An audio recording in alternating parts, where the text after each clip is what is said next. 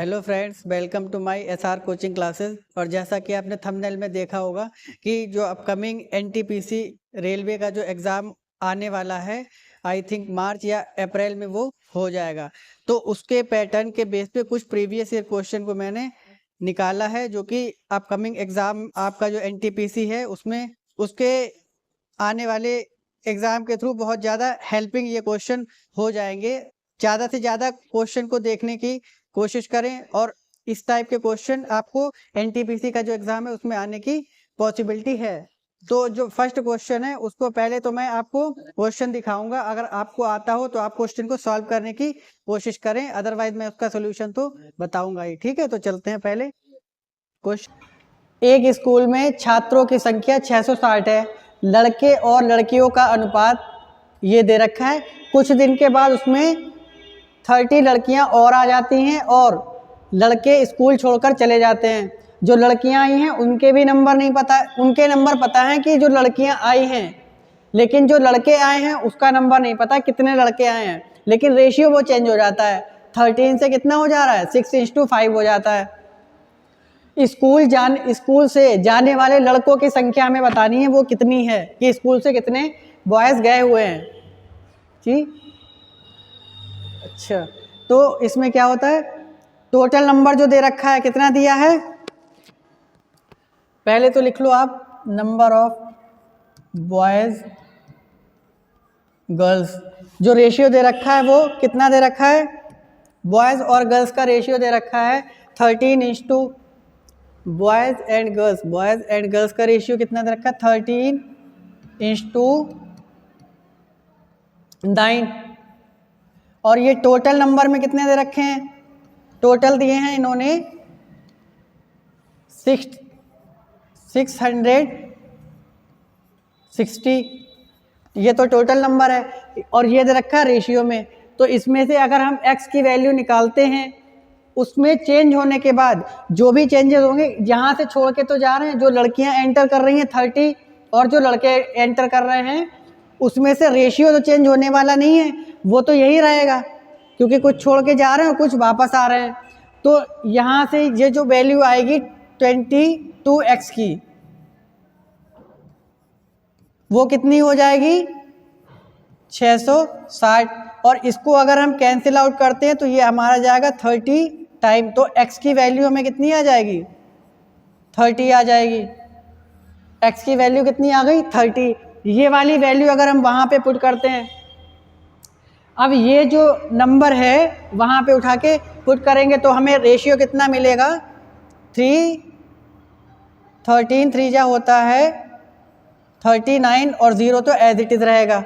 इसमें से अगर हम x की वैल्यू रखते हैं, तब x की वैल्यू वहाँ पे रखेंगे तब ये नंबर मिलेगा इस तरह से 39 और 0, और इसकी मल्टीप्लाई करते हैं तो ये आपका आएगा 270, क्योंकि 9 3 जा 27 होता है, 0 एज इट इज लगाना ही है। अब क्या करना है, इसमें गर्ल्स जो हैं वो 30 और ऐड हो गई, गर्ल्स इसमें 30 और ऐड हो गई, तो ये नंबर मेरा कितना हो गया, जब गर्ल्स इसमें 30 ऐड हो गई तो नंबर कितना हो जाएगा, ये 300। और इसका तो नंबर पता नहीं है और इसका नंबर पता नहीं है, तो हम x एज्यूम कर लेते हैं या फिर यहाँ पे a एज्यूम कर लेते हैं। यहाँ पे a एज्यूम कर लिया। अब यहाँ पे इसका नंबर तो पता, और यही रेशियो भी चेंज होके क्या बना है, 6:5। ये रेशियो कितना बन गया, 6:5 बना है। और ये नंबर अगर इससे जाएंगे तो ये कितने टाइम्स है, तो ये आता है आपका 60 गुना। अगर ये इससे 60 गुना है तो ये भी 60 गुना होना चाहिए, ये भी 60 गुना ये वाला नंबर होना चाहिए। तो इसका अगर 60 गुना करते हैं तो ये कितना आ जाएगा, इसकी मल्टीप्लाई करेंगे तो ये आ जाएगा 360। ये तो आया ये वाला नंबर, क्योंकि इसमें से 30 तो छोड़ के जा रही थी, वो तो मैं पता था। अब इसमें से कितने गए हैं वो नहीं पता, ये जो 30 आई वो कितना हो जाएगा, 360 हो गया। अब पूछा क्या इन्होंने कि जो स्कूल छोड़ के जाने वाले लड़कों की संख्या कितनी है। यहाँ पे कितने बन रहे थे, 390, यहाँ पे कितने आ रहे हैं, 360 आ रहे हैं। तो छोड़ के कितने जा रहे हैं, छोड़ के जा रहे हैं 30 स्टूडेंट, छोड़ के कितने जा रहे हैं हमारे 30 स्टूडेंट, क्योंकि ये 390 थे और बाद में कितने बचे 360, तो छोड़ के कितने जा रहे हैं 30 स्टूडेंट जा रहे हैं, यही करेक्ट आंसर हो जाएगा। ठीक है, अब इस तरह का दूसरा भी क्वेश्चन, नेक्स्ट क्वेश्चन है, किसी धनराशि को पी, क्यू और आर में इस रेशियो में डिवाइड करना है। आर अपने हिस्से का 200 जो है 200 रुपये आर अपने हिस्से का किसको दे दे रहा है, क्यू को दे दे रहा है। अब फिर उसमें रेशियो कितना हो जाता है, ये रेशियो में कन्वर्ट हो जाता है देने के बाद। तो कह रहा है कि वो राशि कितनी थी, टोटल अमाउंट कितना रहा होगा वो बताना है। तो रेशियो क्या है पी क्यू आर का, पी क्यू आर का जो रेशियो है वो कितना दे रखा है 6:19 और 7, ये तो रेशियो दे रखा है। अब बोल रहा है कि अगर 200 रुपये दिए गए हैं, रुपए दिए हैं उसने 200, किसने दिए हैं, ये आर ने दिए हैं, तो आर ने 200 रुपये दिए। अगर 200 रुपये दिए हैं तो चेंज जो रेशियो होगा वो आर का होगा, क्योंकि आर ने दिए हैं ना रुपए, तो जो भी रेशियो चेंज होना चाहिए वो आर का होना चाहिए। लेकिन यहाँ पे किसका हो रहा है, क्यू का भी हो जा रहा है। क्यू का भी रेशियो अगर चेंज हो रहा है तो इसे मुझे पहले क्या करना पड़ेगा, इक्वल कर लेंगे, रेशियो को पहले इक्वल कर लेंगे। ये चेंज है, ये तो चेंज ठीक है, लेकिन यहाँ से चेंज नहीं होना था, क्योंकि यहाँ 6 था तो ये भी 6 रहेगा, क्योंकि इसने तो अपना दिया नहीं है, दिया है सिर्फ आर वाले ने, तो चेंज इसमें होना था। अगर इसको हमें इस रेशियो के इक्वल 3 को 6 बनाना है तो मल्टीप्लाई किससे करनी पड़ेगी, पूरे नंबर में 2 से मल्टीप्लाई कर देनी पड़ेगी। पूरे नंबर में 2 से मल्टीप्लाई करेंगे तब क्यू की कितनी आ जाएगी रेशियो, 6 आ जाएगी। और 6 कैसे बनेगी, 2 से मल्टीप्लाई करने के बाद, तो ये तो हो गया 6, और ये भी, इसमें भी 2 से मल्टीप्लाई करेंगे तो ये हो जाएगा आपका 20, और इसमें मल्टीप्लाई करेंगे 2 से तो ये आएगा 6। अब यहाँ से ये वाला रेशियो रिमूव हो जाएगा, ये वाला रेशियो खत्म हो गया आपका, इससे कोई मतलब नहीं रहा। अब चेंजेस जो आया है वो यहाँ से आया है, ये 6 था, ये भी 6 हो गया, लेकिन 6 से ये 7 से कितना यूनिट चेंज हुआ, 1 यूनिट ही चेंज हुआ, जिसकी वैल्यू कितनी दे रखी है 7 से 1 यूनिट चेंज होने के बाद उसने जो दिया है वो कितना है 200 रुपीज़ है। 200 रुपीज़ अगर वो दे रहा है तो उसमें चेंज आ रहा है कितना है 1 यूनिट का। 200 देने के बाद चेंज आ रहा है 1 यूनिट का। तो अब यहाँ से क्या करेंगे, इसमें टोटल जो x की वैल्यू है वो 7 और 6 कितना हुआ आपका 13 जब 19 में ऐड करेंगे तो वो आएगा आपका 30, ये आपका आएगा 32 इक्वल टू ये कितना आएगा 200। 32 इक्वल टू कितना आ जाएगा 200। ये ऐड करेंगे तो कितना मिलेगा, 6 में 7 ऐड किया, ये हो गया आपका 13, 19 जब ऐड किया तो ये कितनी बन गई वैल्यू 32, और ये वैल्यू कितनी दे रखी है 1 यूनिट का चेंज हो रहा है सिर्फ, तो वो कितना आ गया 200। अब इन्होंने जो अमाउंट बांटा है कितना, 1 की वैल्यू अगर हम निकालते हैं तो हमें मिलेगी 200 डिवाइड बाय 32। ये आने के बाद यहाँ से जो चेंज होना है वो 200, और ये टोटल कितना आया 6 और 6 12 और 20, 12 में जब 20 ऐड करेंगे तो मिलेगा 32, और 1 यूनिट की वैल्यू कितनी दे रखी है 200 दे रखी है, 32 यूनिट तो ये आ गई। अब इन्होंने 1 यूनिट की वैल्यू जो दे रखी है वो कितनी दी है 200, तो ये कितना आ जाएगा आपका 200, और यही आपका क्या हो जाएगा राइट आंसर। तो इसका आंसर होगा सी वाला, ये क्या हो जाएगा आपका राइट आंसर हो गया। फिर इसके बाद आते हैं नेक्स्ट क्वेश्चन पे। कौशल प्रत्येक सही हल के लिए 1-2 अंक प्राप्त करता है और प्रत्येक गलत हल के लिए 1 अंक खो देता है। उसने टोटल 40 प्रश्न हल किए हैं और 20 अंक प्राप्त किए हैं। तो कौशल ने कितने अंक प्राप्त किए? देखिए कितना ऐसे ऐसे मार्क्स आते हैं। देखिए ऐसे ऐसे मार्क्स अटेम्प्ट हो पाते हैं। अब कौशल ने इसमें इस टाइप के क्वेश्चन में क्या करते हैं, जितने नंबर टोटल हो जाते हैं मतलब कटने के बाद, और जितने उसने प्राप्त किए हैं, जितने उसे मिले हैं वो, और अगर नेगेटिव मार्किंग है तो वो टोटल, अगर वो सारे प्रश्न को अगर वो सही कर देता तो उसे कितने मार्क्स मिल जाते। तो एक क्वेश्चन के लिए उसको कितने मिलते हैं? 2 मार्क्स मिलते हैं सही करने के लिए।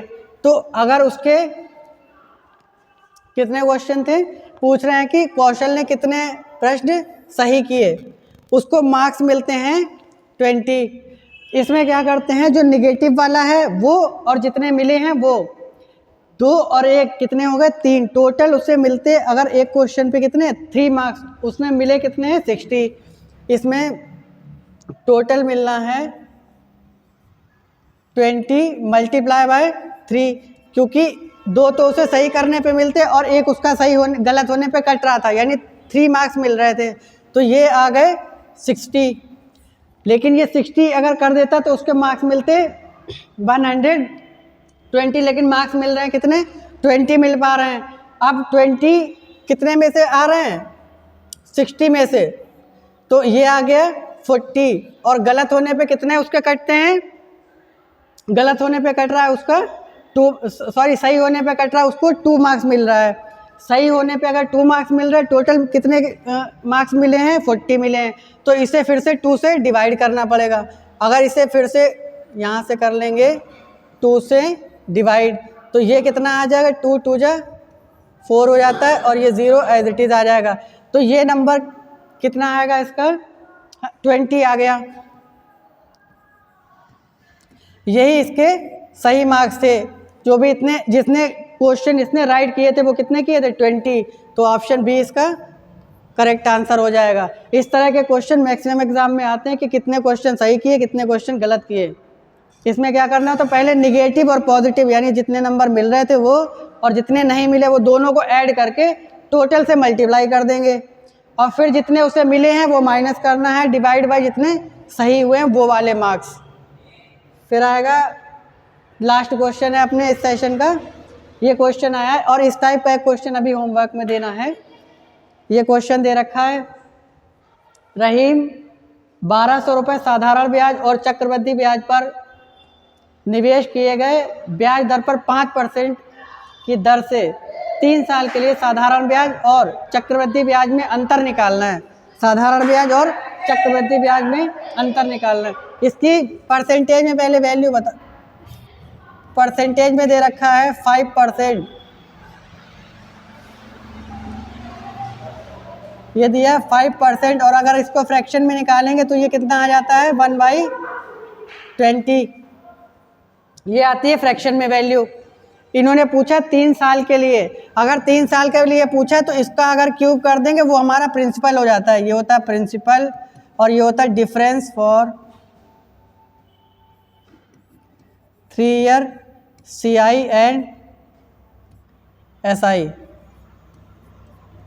ये होता है 3 ईयर का डिफरेंस CI और SI में। इसका पहले तो क्यूब कर देंगे तो ये आएगा आपका 8000।